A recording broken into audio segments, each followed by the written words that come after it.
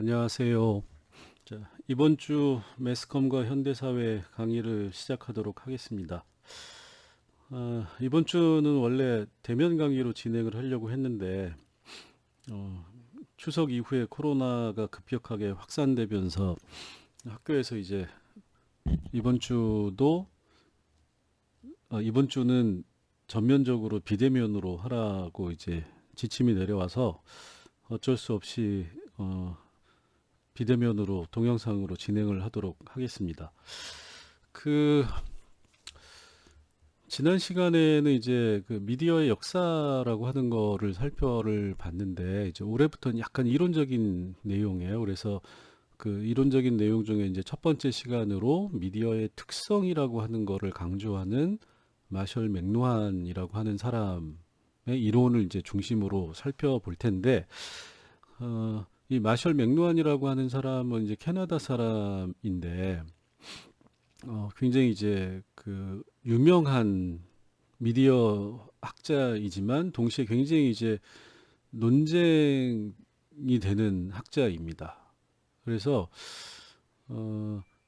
논쟁이 된다는 거는 이 마셜 맥루한의 이론에 대해서 한편에서는 굉장히 탁월한 선구자다라고 이제 얘기를 하는 사람이 있는가 하면 다른 한편에서는 그게 무슨 이론이냐 말도 안 되는 얘기다 이렇게 이제 또 비판하는 사람들도 꽤 많이 있어요.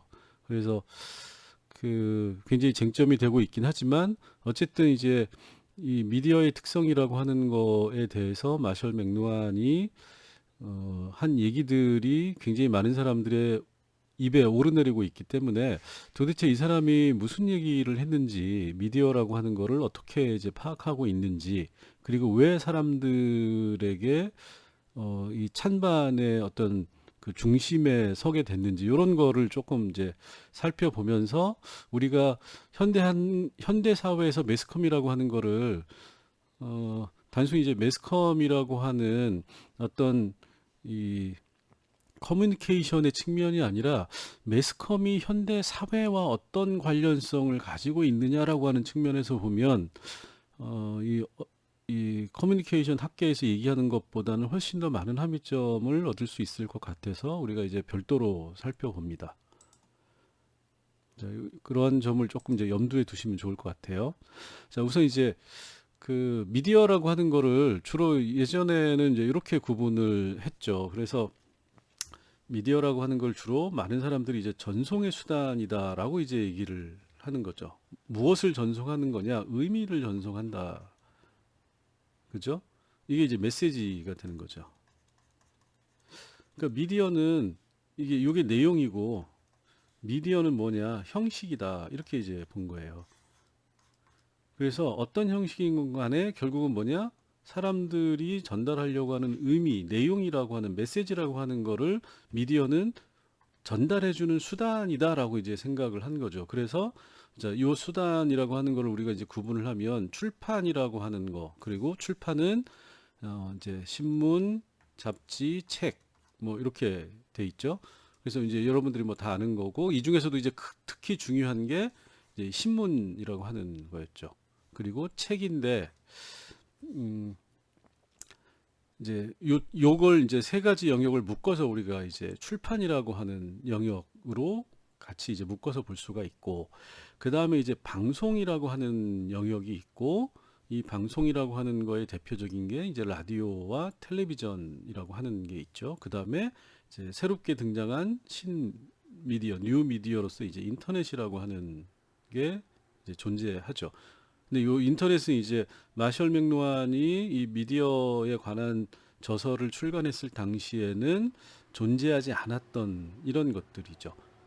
근데 이제 어 약간 뭐 격가지긴 하지만 마셜 맥루한이 여태까지도 계속 사람들의 입에 오르내리는 이유 중에 하나는 이 사람이 60년대의 주요 저작들을 출간을 했는데 그 저작들 안에 이 인터넷과 유사한 형태의 어떤 이 신미디어라고 하는 거가 새로운 미디어의 주류로 자리 잡게 될 거다라고 하는 얘기들을 이미 하고 있기 때문에 그런 의미에서는 굉장히 어떤 이제 기술적 발전에 따른 미디어의 변화라고 하는 거를 굉장히 정확하게 표착하고 있다라고 이제 평가하는 사람들이 있는 거고, 그런 의미에서 맥루한을 이제 굉장히 중요하게 생각을 하는 거죠.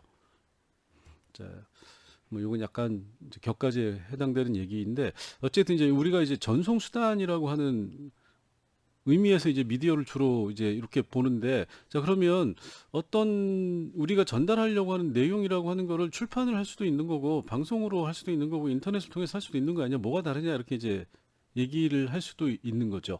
물론 더 많은 사람들에게 전달될 수 있다라고 하는 측면에서는, 또는 의미를 어떤 식의 형태로 사람들에게 전달하느냐라고 하는 거에 차이는 있지만, 그게 뭐 그렇게 큰 차이냐라고 생각하는 게 일반적인 생각이었다라는 거예요. 그런데 이제 이런 생각을 전혀 다른 관점에서 본 사람이, 그리고 다른 얘기를 하는 사람이 바로 이 맥루한이다라고 이제 생각을 하시면 됩니다. 그래서 우리가 이 사람의 이제 주요 저작들이 여러 개가 있는데, 그 중에서 이제 앞에서도 이 미디어의 역사에 관련해서도 이제 살짝 말씀드렸던 게, 이제 그 구텐베르크 은하계라고 하는 얘기가 이 미디어 이 마셜 맥루한의 이제 책 이름이에요. 그래서 이제 요거는 구텐베르크라고 하는 사람이 금속활자를 서구에서 발명을, 잘 안 보이네요. 빨간색이라. 예. 금속활자를 발명한 사람이고, 그래서 이제 본격적인 인쇄 문화, 인쇄 미디어라고 하는 거를 이제 활성화시킨 사람이다라고 이제 해서 구텐베르크가 굉장히 이 추앙받는 사람이죠. 그래서 이제 요 사람의 이름을 빌어서 이 인쇄 중심의 미디어라고 하는, 이 시각 중심의 미디어의 어떤 그 커뮤니케이션이라고 하는 거를 분석한 책이 구텐베르크 은하계고, 요게 이제 1962년에 출간이 됐습니다. 그리고 이제 그 다음에 사람들이 제일 많이 얘기하는 요게 이제 미디어의 이해, 부제가 인간의 확장이라고 하는 부제를 달고 있어요. 그래서 요 책이 뭐 구텐베르크 은하계도 두껍지만 미디어의 이해도 만만치 않게 두껍습니다. 이게 이제 1964년에 나왔고, 요 책에서 이제 굉장히 그 재미있는 얘기들을 많이 해요. 우리가 이제 오늘 다루려고 하는 얘기들의 상당수가 요 두 가지 책에서 나옵니다. 그리고 이제 여기에서 개념적으로 조금씩 얘기했던 거를 이제 마셜 맥루한이 이제 1980년도인가 그때 이제 사망을 하는데, 그 이후에 그 전에 썼던 원고를 모아가지고 낸 책이, 사망 이후에 낸 책이 이 지구촌이라고 하는 책입니다. 그래서 이제 이 글로벌 빌리지라고 하는 요 제목인데, 요게 이제 사실은 이 어떻게 보면 지금 이 월드와이드 웹이나 어떤 인터넷이라고 하는 새로운 미디어라고 하는 거와 관련이 있고, 요거를 사실은 요 당시에 이미 미디어 기술의 발전이라고 하는 틀 속에서 얘기를 하고 있었다라는 거예요. 그래서 이제 이 맥루한이라고 하는 거를, 맥루한이라고 하는 사람을 굉장히 이제 높게 평가를 하고 있는 이유 중에 하나도 바로 이제 요런 측면인데, 이제 그 여러분들이 조금 이따 설명을 들으면 아시겠지만, 결국은 이 맥루한이라고 하는 사람은 이 미디어 기술이라고 하는 거를 굉장히 중요하게 생각을 합니다. 이게 이제 미디어 기술이라고 하는 게 결국은 뭐냐, 커뮤니케이션의 변화를 가져온다, 이렇게 얘기를 하고 있어요. 이 변화를 가져온다.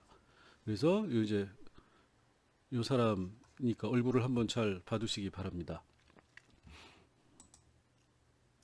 자, 그러면 이 마셜 맥루한이 미디어의 특성에 대해서 어떤 식의 얘기를 했길래 도대체 이렇게 미디어 얘기만 하면 맥루한 얘기를 하느냐라고 하는 거를 이제 말씀을 드릴 텐데, 이 마셜 맥루한이라고 하는 사람은 그 특징이, 여기 이제 보시면 아시겠지만, 커서가 안 보이네요.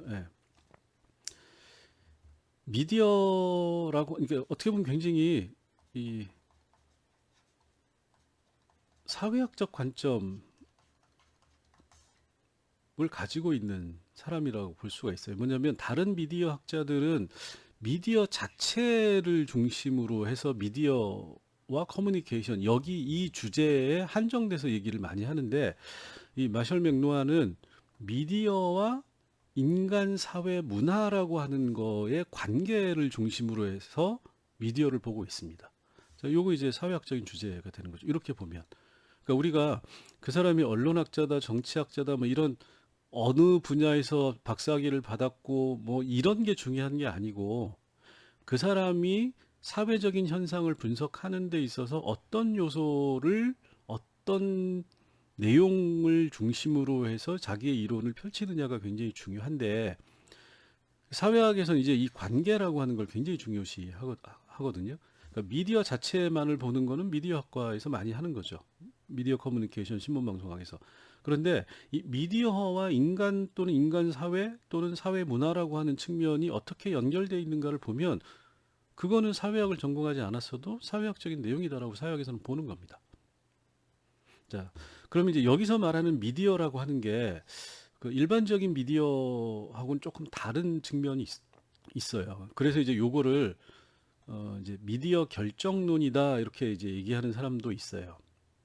이게 뭐냐면 미디어가 결국은 사회의 변화를 결정한다라고 이제 보는 그런 관점을 맥루안이 가지고 있다라고 보는 거죠. 그래서 미디어 결정론 중에서도 특히 뭐냐면 미디어 기술이라고 하는 거의 발전이 실제로 미디어의 내용을 결정한다.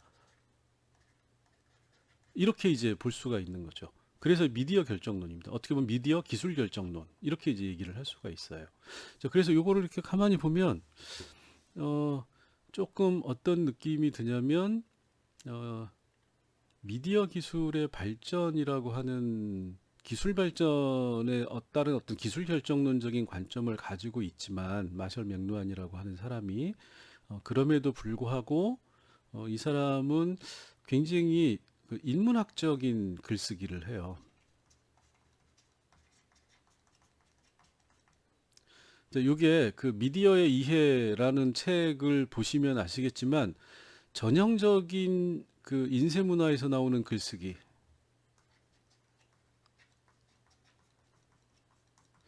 기승전결, 서론, 본론, 결론 이런 구조가 아닌 글쓰기를 하고 그 다음에 이제 또 하나의 특징은 이 인문학적 글쓰기, 사회과학적 글쓰기라고 제가 말을 안 하고 인문학적 글쓰기라고 얘기를 한 거는 뭐냐면 미디어의 이해라고 하는 책을 보시면 수필 형식이에요. 수필. 자, 수필 형식이고 굉장히 그 이 소위 말하는 인문학, 문화 예술에 관련된 내용, 문학 작품이나 뭐 이런 거에 대한 얘기들이 굉장히 많아요. 미디어를 얘기함에 있어서. 그래서 이런 글쓰기를 보면 상당히 우리 이제 사회학에서 얘기하는 진멜하고 비슷한 측면이 많이 있습니다. 진멜도 진멜의 저작을 보면 대부분 수필의 형식을 가지고 있거든요. 에세이. 자, 그래서 아까 이제 맥루안의 이론이 무슨 이론이냐라고 비평을 하거나 비판을 하는 사람들이 많다고 했는데 진멜도 똑같은 얘기를 듣거든요. 야, 그게 무슨 논문이냐. 그냥 네 잡담이지. 뭐 이렇게 이제 평가를 하는 사람들도 있습니다. 그거는 뭐냐면 글 쓰는 방식이 다르다라는 거예요. 그래서 이제 요거는 여러분들이 미디어에 일하는 책을 도서관에서 한번 빌려가지고 보시면 이게 무슨 얘기인지를 아실 겁니다. 자, 그래서 이 마셜 맥루안이라고 하는 사람은 기본적으로 미디어라고 하는 거를 중심으로 해서 미디어가 인간과 사회 문화라고 하는 측면에 어떤 영향을 주었느냐, 어떤 변화를 가져왔느냐, 여기에 이제 굉장한 관심을 가지고 있어요. 그리고 거기서 말하는 미디어는 단순한 수단이 아니라 그 미디어 자체가 하나의 주체로서 등장을 하는 겁니다. 그러니까 변화의 동력이고 변화의 원인으로 작용을 한다. 이렇게 이제 보는 거죠. 그래서 여기서 말하는 미디어는 특히 이 맥루안 같은 경우에는 미디어 기술이라고 하는, 즉 미디어 기술이 미디어의 형식의 변화를 가져오고 미디어의 형식이 변화하면서 이게 사회에 영향을 미치는 방식이 달라진다. 그래서 사회의 변화가 발생한다. 이렇게 이제 설명을 하는 거죠. 그래서 미디어 발전 또는 미디어 기술의 발전을 통해서 사회 및 역사의 발전을 설명하는, 그러니까 미디어의 역사를 설명하는 게 아니라 미디어 기술의 발전을 통해서 사회 및 역사의 발전을 설명하고 현대 사회를 설명하는 그런 내용들을 가지고 있다라는 겁니다. 그래서 이제 이런 측면에서 보면 맥루안은 이제 어떻게 미디어를 평가하느냐. 이게 이제 어떻게 보면은 이 구텐베르크 갤럭시하고 미디어의 이해라고 하는 책의 주요 내용을 이제 간단하게 소개시켜 드리는 거라고 생각을 하시면 되는데 이렇게 얘기를 해요. 인쇄술 이게 이제 구텐베르크 이 갤럭시라고 하는 거죠. 구텐베르크의 세계 또는 구텐베르크가 지배하는 세계는 인쇄술이 중심인 인쇄술이라고 하는 미디어 중심의 세계다. 근데 요 세계라고 하는 거는 인간의 커뮤니케이션을 왜곡시키는 어떻게 보면 굉장히 이제 부정적 평가를 하는 겁니다. 왜 그러면 인쇄술이 지배하던 구텐베르크의 세계에서는 이 인쇄술이라고 하는 미디어가 인간의 커뮤니케이션을 왜곡시키는 걸로 맥루아는 보고 있냐면 이 인쇄술이라고 하는 건 굉장히 시각 중심이고 그 다음에 일방적인 미디어라고 보는 거예요. 그러다 보니까 시각 중심에서 굉장히 개인화된 혼자서 책을 보는 거잖아요. 책을 돌려보진 않죠. 책을 돌려보더라도 내가 다 보면 다른 개인이 받아서 보는 거죠. 그러니까 이거는 개인주의적인 문화를 가져왔다고 보는 거예요. 그리고 이 개인주의는 시각을 통해서 논리적 사고를 강요를 하는 거고 그러다 보니까 인쇄술이 지배하는 사회에서는 개인 중심의 개인의 이성 그리고 굉장히 개인의 어떤 자율적인 특성 그리고 고정화된 개인이라고 하는 이런 거를 중심으로 사회가 발전한다. 이렇게 보는 겁니다. 그러다 보니까 이 인쇄술이라고 하는 거는 너무나 정형화된 인간이라고 하는 거를 사람들에게 강요하고 사람들이 그 틀 내에서만 움직이게 하는 거기 때문에 실질적인 인간의 커뮤니케이션이라고 하는 거는 뭐죠? 다른 감성적 요인이 있는데 이 감성적 요인의 커뮤니케이션을 방해하는 왜곡시키는 부정적 효과를 가져왔다라고 보는 거예요. 자, 그러면서 구텐베르크가 지극히도 칭찬을 하고 그 다음에 긍정적으로 평가하는 미디어가 방송, 특히 이 TV입니다. 텔레비전. 맥루아는 이 TV라고 하는 거를 왜곡된 커뮤니케이션으로부터 인간을 해방시켰다라고 보는 거예요. 굉장히 긍정적으로 보는 거죠. 자, 그 이유는 이제 조금 이따 말씀드리겠지만 이 인쇄술이라고 하는 건 아까 말씀드렸듯이 시각 중심이라고 말씀드렸잖아요. 맥루안이 보기에 요거 방송 특히 TV라고 하는 거는 텔레비전이라고 하는 거는 멀티미디어라고 보는 겁니다.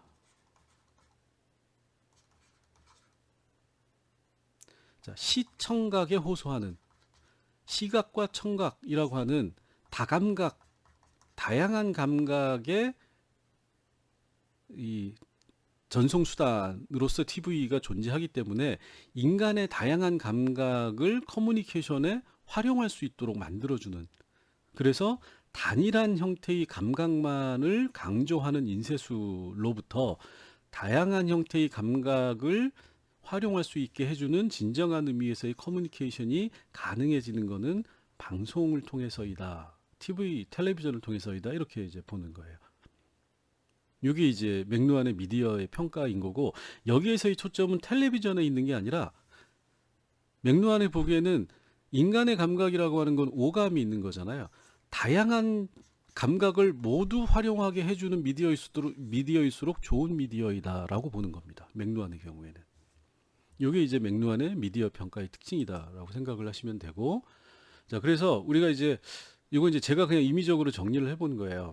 몇 가지로 마셜 맥루안의 이론을 정리를 하면 첫 번째로 이제 조금 전에 말씀드렸던 것처럼 미디어라고 하는 거를 인간의 감각이라고 하는 거와 굉장히 연관지어서 생각을 해요.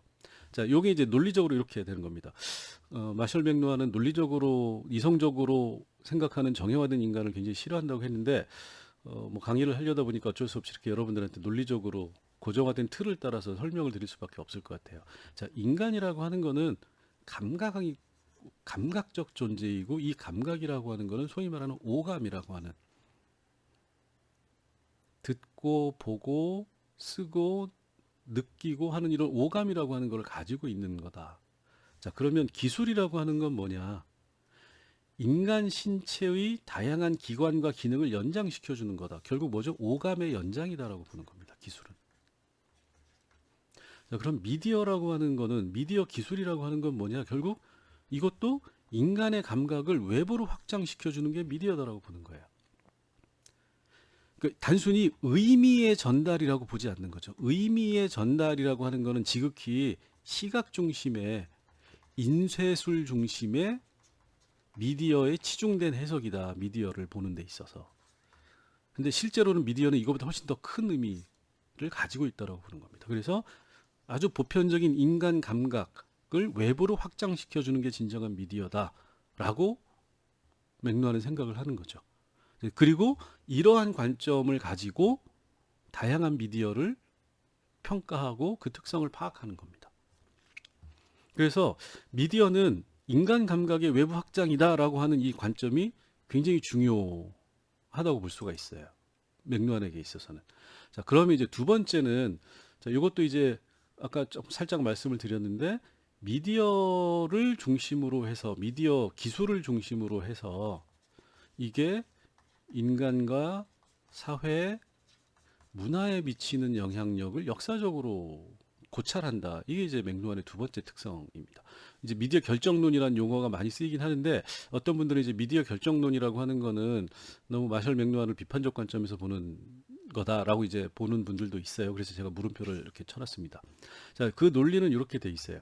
미디어의 기술이 발전한다라고 하는 거는 결국 아까 뭐라고 그랬죠? 미디어라고 하는 거는 인간 감각의 확장이다라고 보는 거니까 인간 감각의 활용 방식을 변화시키는 거다라고 보는 겁니다. 자, 그럼 인간 감각의 활용 방식의 변화는 결국 뭐죠? 인간은 감각을 통해서 세상을 인지하는 거잖아요. 인간이 세상을 지각하고 인식하는 방법에 영향을 미칠 수밖에 없다. 그래서 인간이 세상을 보는 세계관이 바뀐다라는 거예요, 결국은. 세계관이 바뀌면 뭐가 바뀌죠? 사회가 바뀐다. 이게 이제 미디어에 관한 마셜 맥루안의 어떤 관점인 겁니다. 그래서 이제 요걸 가지고 결국은 미디어 기술이 세상을 바꾼다는 얘기 아니냐. 그래서 미디어 결정론이다라고 이제 보는 사람들이 나오는 거죠. 자, 예를 들어서 원시인간이라고 하는 거는 언어라고 하는 거를 발명하면서부터 지능이 발전해서 새로운 문명을 발전시키게 됐다. 이렇게 이제 보는 거예요. 자, 인쇄술이라고 하는 건 아까 말씀드렸듯이 시각이라고 하는 단일 감각에 의존하는 미디어다. 그래서 이런 문제가 있는데 텔레비전이라고 하는 건 뭐냐? 텔레비전이 등장하면서부터 멀티미디어라고 하는 다감각을 활용한 시청각이 되는 거잖아요. TV부터. 단일한 감각이 아니라 다양한 감각을 활용할 수 있도록 이걸 통해서 소통할 수 있도록 만들어준 게 미디어 기술의 변화인 거고 그러다 보니까 사람들이 어떤 메시지를 받아들이는 데 있어서 세상을 바라보는 관점이 바뀌었다라는 거예요. 신문을 통해서 전쟁을 읽는 거와 전쟁이라고 하는 거를 신문을 통해서 글로 보는 거하고 화면을 통해서 전쟁이라고 하는 거를 보고 듣는 거는 느끼는 것까지도 달라진다라는 거죠. 그게 인간의 세상에 전쟁을 보는 관점을 바꿔버린다라는 겁니다. 신문을 통해서 글로 전쟁을 보게 되면 어디에서 전쟁이 일어나서 군대가 뭐 몇만 군대가 무슨 무기를 사용해서 전쟁을 했고 전투를 했고 그래서 몇 명이 죽었다, 잔인했다 이렇게 표현밖에 될 수가 없는 거잖아요. 자, 그런데 텔레비전이라고 하는 거는 시각과 청각이라고 하는 거를 통해 가지고 전쟁의 현장이라고 하는 거를 멀티미디어, 다양한 감각을 통해서 인간들이 느끼도록 해주기 때문에 전쟁의 잔인함, 전쟁의 피해, 뭐 이런 것들을 사람들이 진정한 의미에서 느낄 수 있도록, 진정한 의미에서의 메시지로 받아들일 수 있도록 만들어주고, 그러다 보면 어떻게 되죠? 반전이라고 하는 전쟁을 바라보는 관점이 완전히 달라진다라는 거죠. 누가 죽었다와 죽는 모습을 보는 거는 전혀 다른 거기 때문에. 이게 이제 소위 말하는 마셜 맥루안이 보는 미디어의 사회에 대한 영향력이 거고 이런 방식으로 새로운 미디어가 나타나면서 세상이 바뀌었다라고 보는 겁니다. 이게 이제 두 번째 측면인 거고 그 다음에 이제 세 번째 측면에서는 요게 이제 그 가장 많이 얘기되는 거죠. 메시지로서의 미디어. 그러니까 미디어는 도구나 단순한 수단이 아니다라는 얘기를 이제 맥루안이 하고 있어요. 그래서 미디어는 메시지다라고 하는 건데 요 말이 의미하는 바는 앞에서 얘기했던 거와 똑같은 거죠.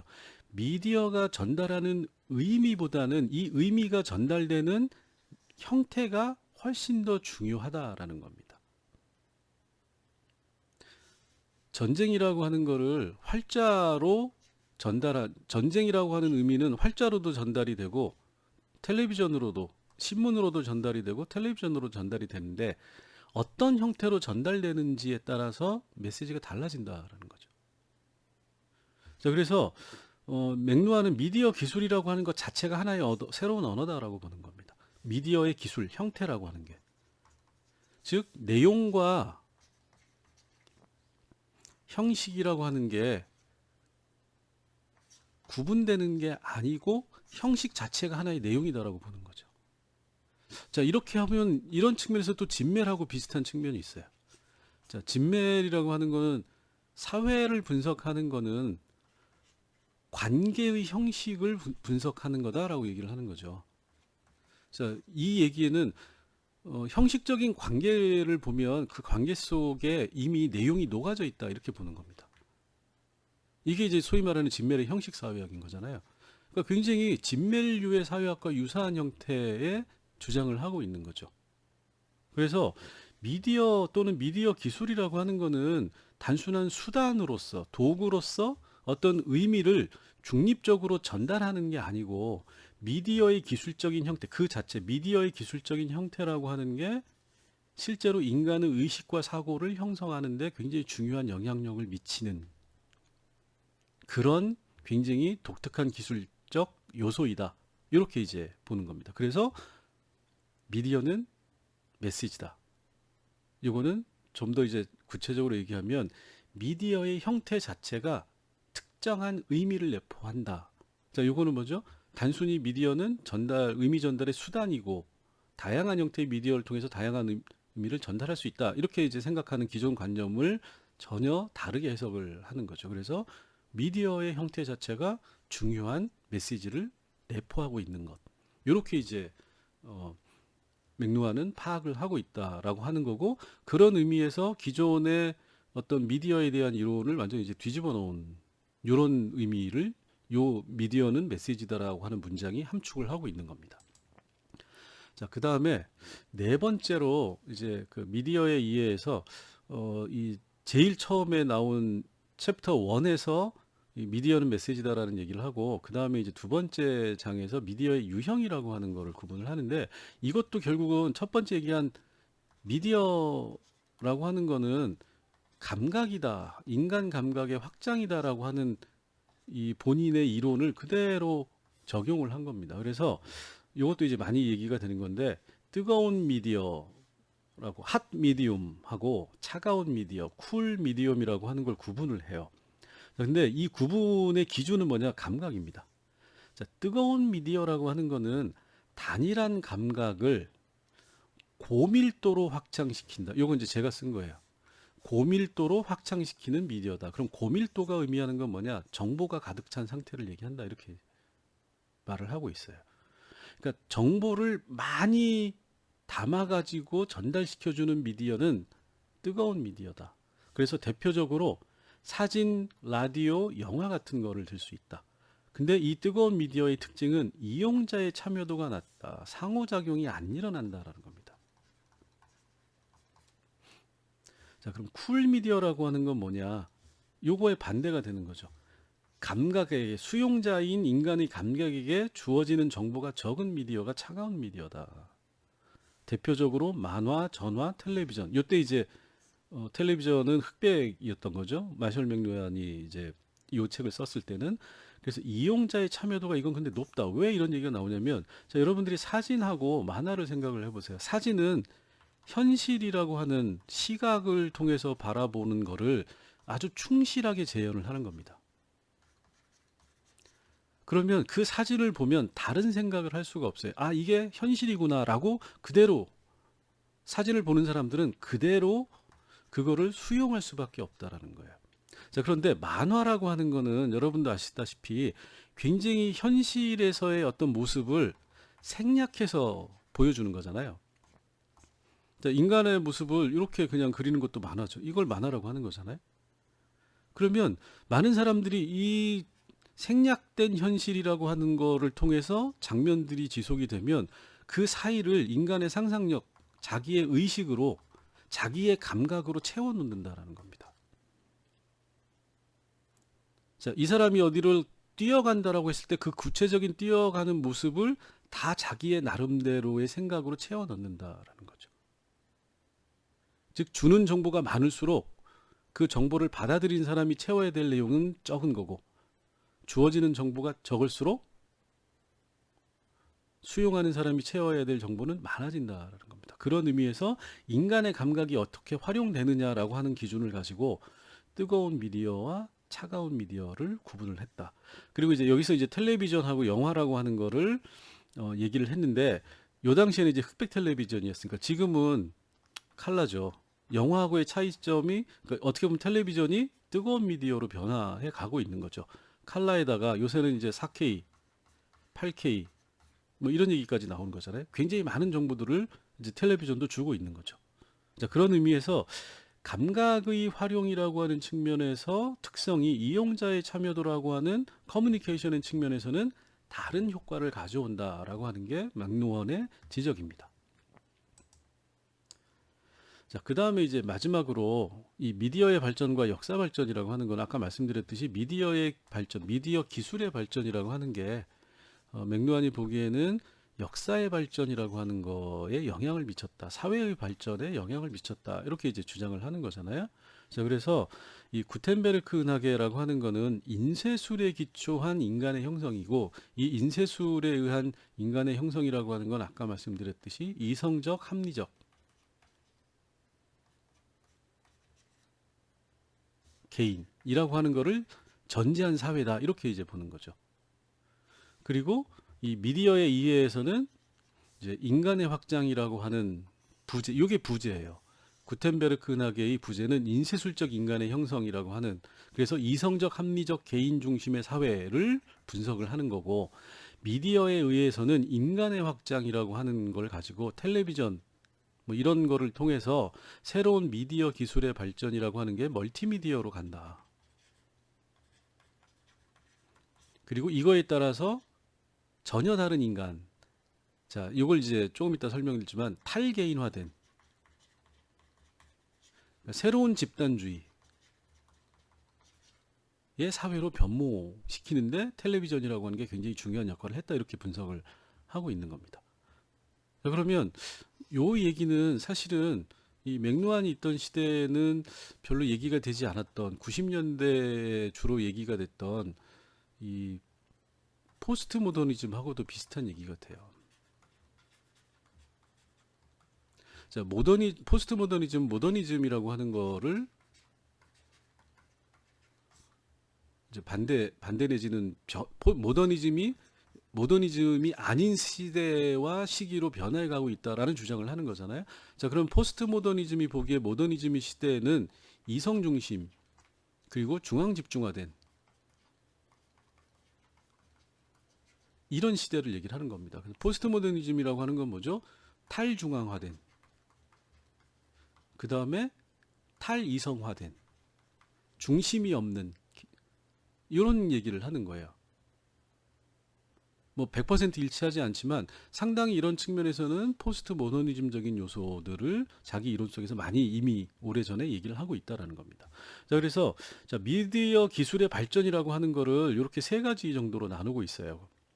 맥루한은 자, 문자의 발명, 음성 자모라고 하는 알파벳의 그 발명을 얘기하는 거죠. 문자의 발명 첫 번째, 두 번째로는 구텐베르크에 의한 금속 활자의 발명, 그 다음에 세 번째는 마르코니에 의한 전신의 발명이고, 이 전신이 소위 말하는 전화와 텔레비전을 가져왔다. 이렇게 이제 설명을 하는 겁니다. 그래서 시기를 크게 보면 첫 번째, 두 번째 시기, 세 번째 시기로 이렇게 구분을 하고 있어요. 그래서 이 시기 구분에 따라서 그러면 어떤 식으로 우리들의 사회적인 삶이 변화해 왔는가라고 하는 거를 나눠서 좀 살펴보면, 자, 여기 이제 조금 전에 말씀드린 거 정리하면 이렇게 되는 거죠. 맥루한의 미디어 기술의 구분은 첫 번째 문자 시대, 두 번째 구텐베르크 시대, 인쇄술 시대, 세 번째 전기전자 시대다. 그리고 여기에서부터 이제 소위 말하는 이 월드 와이드 웹이나 아니면 세계화된 글로벌 빌리지.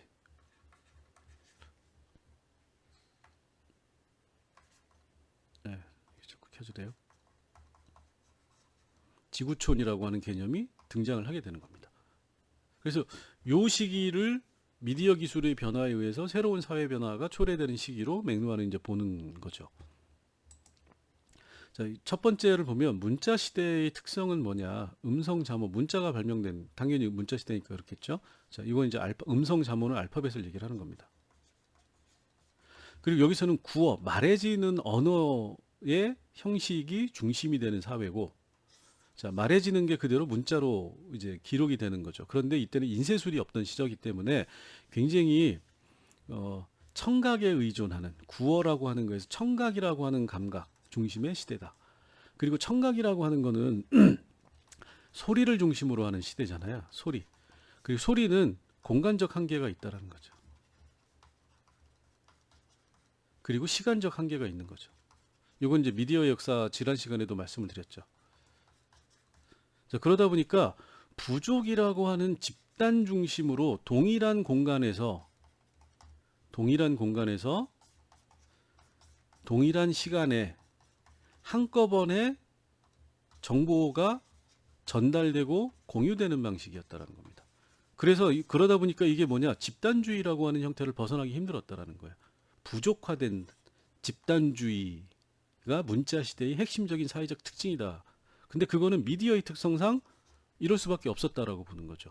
정보라고 하는 집단적으로 동일한 공간과 동일한 시간에서 정보를 공유받지 못하는 사람은 집단에서 배제되고, 집단에서 배제됐기 때문에 개인적으로 생존하기 힘들었다라는 거죠. 정보의 공유라고 하는 게 소위 말하는 문자, 특히 문자가 있었지만 구어 중심의 말하는 청각 중심으로 모든 정보가 공유되는 시대였기 때문에.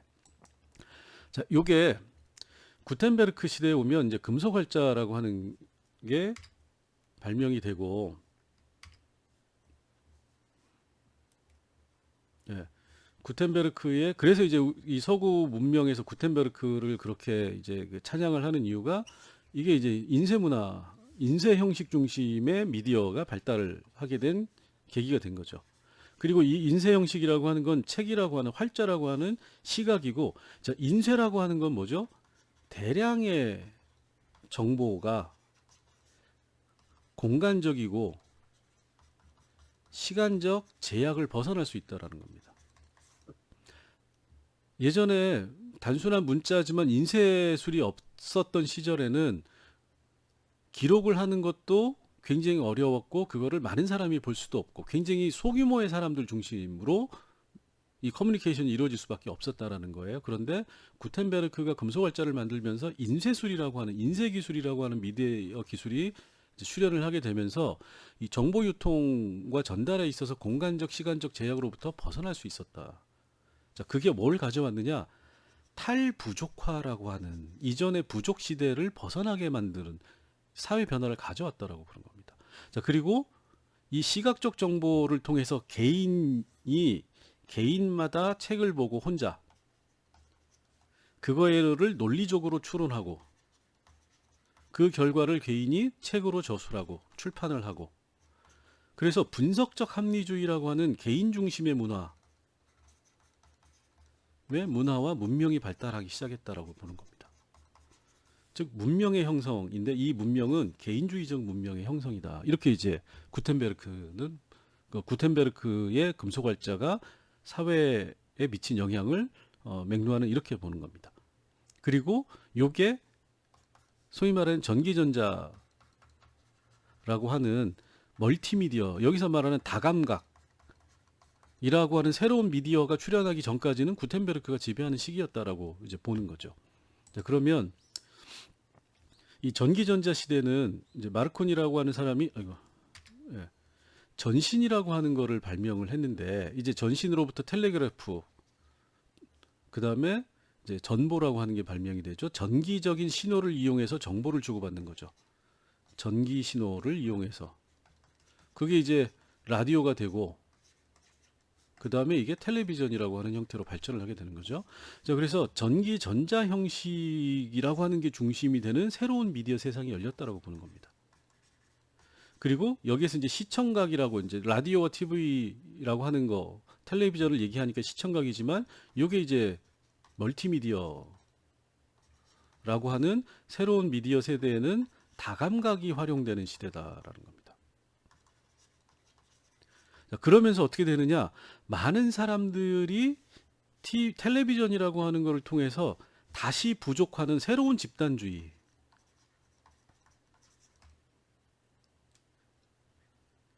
많은 사람들이 라디오를 동시에 같이 듣는 거죠. 정보를 공유하기 시작을 했다라는 겁니다. TV나 라디오나 뭐 이런 것들은 어떻게 되는 거죠? 모여서 집단적으로 동일한 시간에 동일한 정보를 공유하는 거잖아요. 그걸 맥루아는 재부족화, 트라이벌리제이션이라고 얘기를 하는 거고, 이거를 신부족주의라고 얘기를 하는 겁니다. 그리고 요거는 시청각이라고 하는 미디어의 특성상 다감각을 통해서 정보를 획득한다. 그건 뭐죠? 하나의 단일 감각이 아니라 다양한 감각을 통해서 획득되는 정보를 총체적이고 통합적으로 사고하는 방식으로 인간의 어떤 정보 획득 또는 세상을 보는 관점이 달라졌다. 이렇게 보는 겁니다. 자, 그래서 이거를 집단주의의 재출현이라고 보는 거죠. 그리고 이 집단주의는 이 멀티미디어라고 하는 다감각 미디어를 통해서 모든 인류를 또는 모든 개인을 다시금 지구촌이라고 하는 더 확장된 하나의 통합된 지구 단위에서의 공동체로 만들어 주고 있다. 이렇게 보는 겁니다.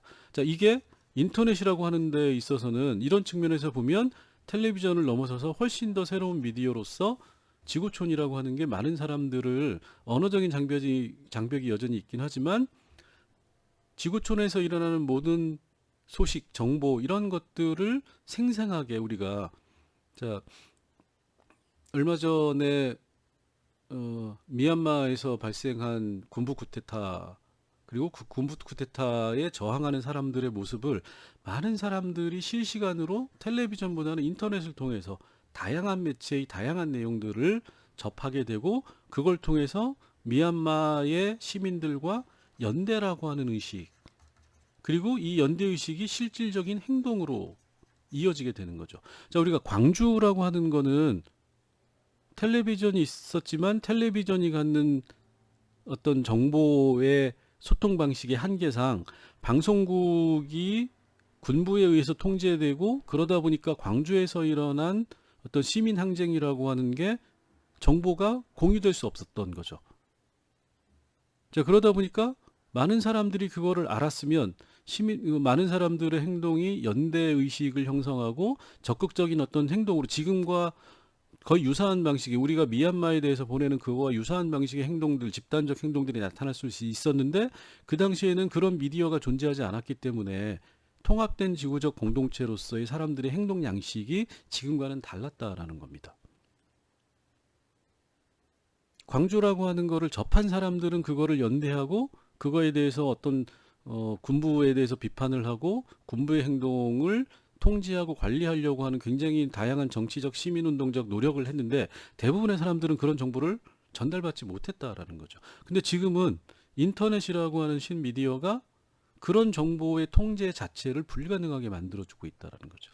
그게 전기전자 시대의 특징이고, 그거를 새로운 집단주의, 우리가 이제 인터넷이나 이런 거를 얘기할 때 이제 개인주의를 얘기를 하는데, 전통적인 의미에서의 집단은 아니지만 미디어를 통해서 연결된 새로운 집단이라고 하는 게 형성된, 그게 이제 전기전자 시대의 특징이고, 그거를 재부족화 내지는 신부족주의, 새로운 공동체주의의 출현, 이렇게 이제 맥루아는 보는 겁니다. 그래서 이런 방식으로 결국은 지금 어떻게 설명을 하고 있는 거죠? 알파벳, 인쇄술, 그 다음에 전기전자라고 하는 게 감각의 확장이라고 하는 측면에서 전혀 다른 세계를 만들어 왔고, 지금 현재도 그런 게 전개되고 있다. 그리고 그게 전혀 다른 새로운 사회의 모습을 보여주고 있다. 이렇게 이제 마셜 맥루아는 얘기를 하고 있는 겁니다. 자, 그래서 이런 측면에서 마셜 맥루아는 지금 쭉 어떻게 보면 미디어 자체만을 가지고 얘기하면 마셜 맥루아의 얘기가 미디어 기술적인 측면에서 뭐 대단한 얘기도 아니고 특별한 얘기도 아닐 수도 있지만, 결국에는 마셜 맥루아는 미디어라고 하는 기술적인 특성이 커뮤니케이션에게 어떤 영향을 미치고 어떤 변화를 가져오는가, 그리고 더 나아가서는 사회학적인 관심을 가지고 그게 세상에서 인간과 사회와 문화라고 하는 측면에서 어떤 사회적 변화를 촉발시켰는가라고 하는 거를, 물론 미디어 중심으로 보고 있지만, 그러니까 그런 관점에서 미디어와 사회의 관계를 전혀 다르게 해석을 하고 다른 새로운 이론, 새로운 주장들을 하고 있다라는 겁니다.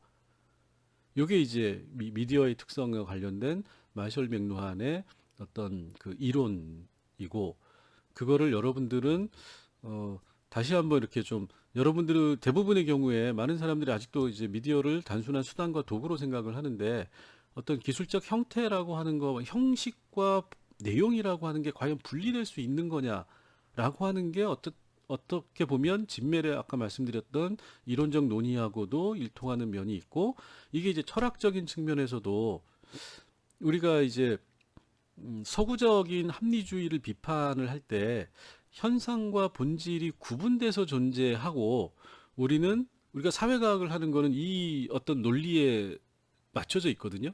현상과 본질은 다를 수 있다. 그렇기 때문에 우리는 현상만을 볼 수 있는 거고, 본질은 그 자체로서는 우리가 알 수 없기 때문에 현상을 통해서 숨겨져 있는 본질을 봐야 된다. 이렇게 이제 하는 게 서구 과학론의 핵심인 겁니다.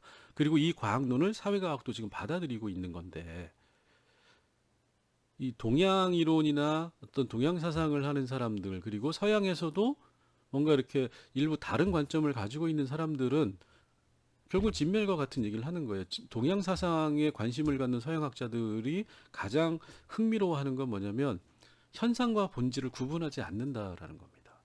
이미 현상이라고 하는 거는 그 현상 속에 본질이 반영되어 있는 거기 때문에 우리가 현상을 이해하면 본질도 알 수 있다.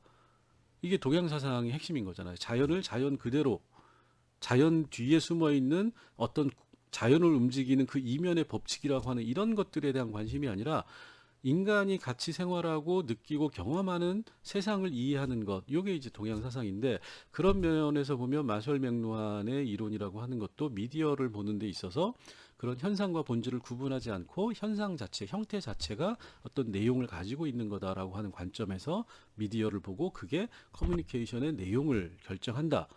더 나아가서는 인간의 역사와 사회 문화의 변화를 설명할 수 있다. 그리고 그런 방식으로 설명을 하고 있는 거죠. 요게 이제 이 마셜 맥루한의 어떤 이론적인 틀이다, 이렇게 생각을 하시면 됩니다. 그래서 마셜 맥루한 자체는 구미디어에 해당되는 텔레비전을 중심으로 해서 이제 얘기를 하지만, 그러니까 미디어의 형태에 치중하면 낡은 미디어, 오래된 미디어인 올드 미디어인 텔레비전에 대해서 뭔가를 얘기하고 있는 것 자체가 이미 낡은 거 아니냐라고 볼 수 있죠. 근데 우리가 마셜 맥루한의 이론의 핵심은 형태에 있는 게 아니라 감각이라고 하는 거에 있다. 그리고 새로운 미디어 기술이라고 하는 게 인간의 감각적 측면에서 인간의 어떤 기능이나 신체를 어떤 식으로 확장시켜주는 역할을 하느냐, 그리고 그게 커뮤니케이션에 미치는 영향이라고 보면, 결국에는 텔레비전 이후에 등장하는 신미디어도 동일한 관점에서 해석을 하고 그게 우리에게 준 의미라고 하는 거를 다시 생각해 볼 수 있다라는 겁니다. 그래서 오늘은 이제 여기까지 하도록 하고, 여러분들이 마셜 맥루한은 교재에는 굉장히 짧게 거의 한 페이지, 두 페이지 정도로만 중간에 살짝 언급이 돼요. 그러니까 직접적으로 언급하는 거는. 그래서 이거에 관심이 있으신 분들은 도서관에 가면 요 마셜 맥루한의 책이 여러 권이 있으니까 그거를 빌려서 한번 읽어보시기 바랍니다. 자, 수고하셨습니다. 오늘은 여기까지 하겠습니다.